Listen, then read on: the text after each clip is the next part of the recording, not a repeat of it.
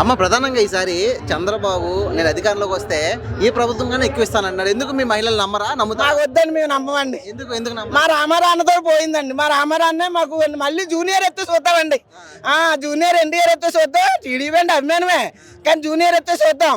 ఇప్పుడు మా జగనన్న అండి, మా జగనన్ను మా రామారావు అంటాడు మా జగనన్న, మా రాజశేఖర రెడ్డి అన్న. అలాంటి నాయకులు దొరకరు.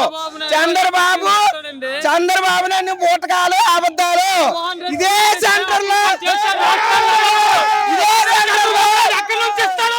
ఏమండి గతంలో ఏం చేశాడండి?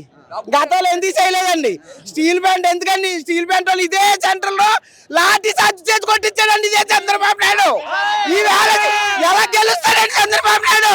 ఇవాళ స్టీల్ ప్లాంట్ కానీ ఏదైనా న్యాయం చెయ్యాలంటే మా జగనన్నే చెయ్యాలండి. మా జగనన్నే చేస్తాడండి. మీ మహిళలందరూ కూడా అన్న వితంతు మహిళలు, ఓల్డేజ్ మహిళలు చాలా ఇబ్బందులు పడుతున్నాం. జగనన్న ఈవేళ సచివాలయాలు పెట్టి మా బతుకులు కరెక్ట్ చేసేయండి అన్న.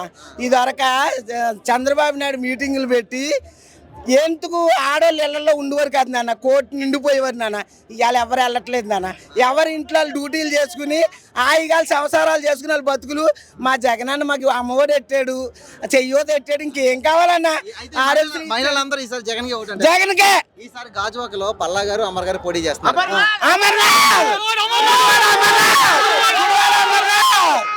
అమర్ గారికి ఎందుకు ఓటేయాలంటే ఎందుకమ్మా? ఎందుకు వేస్తారా? గుడివాడ అమర్నాథ్కి ఎందుకు ఓటేయాలంటే ఏమండి, ఇక్కడ గతంలోని పవన్ కళ్యాణ్ మీద పల్లా సీట్ మీద మన నాగిరెడ్డి అని గెలిచాడండి.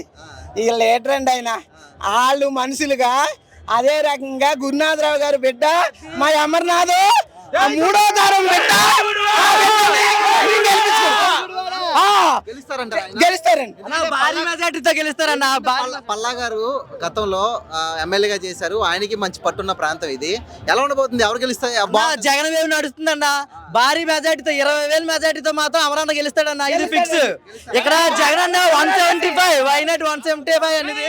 గతంలో పవన్ కళ్యాణ్ ఇక్కడి నుంచి పోటీ చేశాడు, అప్పుడు ఓడిపోయాడు కదా. ఈసారి అమర్నాథ్ ఎప్పుడు పవన్ కళ్యాణ్ మీద విడిచిపడే అమర్నాథ్ కి ఇక్కడ ఉన్న ఓటర్లు సపోర్ట్ చేస్తారా? యూత్ సపోర్ట్ చేస్తారా? యూత్ సపోర్ట్ చేసిన ఓట్ బ్యాంక్ పవన్ కళ్యాణ్ కి లేదు. సింగిల్ గా పోటీ చేస్తే పవన్ కళ్యాణ్ కి అభిమానం ఉంది, కానీ చంద్రబాబు నాయుడు ఒక దొంగతో పోటీ చేయబట్టి పవన్ కళ్యాణ్ కూడా విలువ లేకుండా ఈ స్టేట్ లో పడిపోయింది. ఓకే, అయితే ఈసారి అమర్ గారు గెలుపు లాంఛనమేనా? గాజువాకలో గెలుపు పక్క. అమర్నాథ్ గారు గెలుపు, అడారి ఆనంద్ కుమార్ గారు గెలుపు పక్క.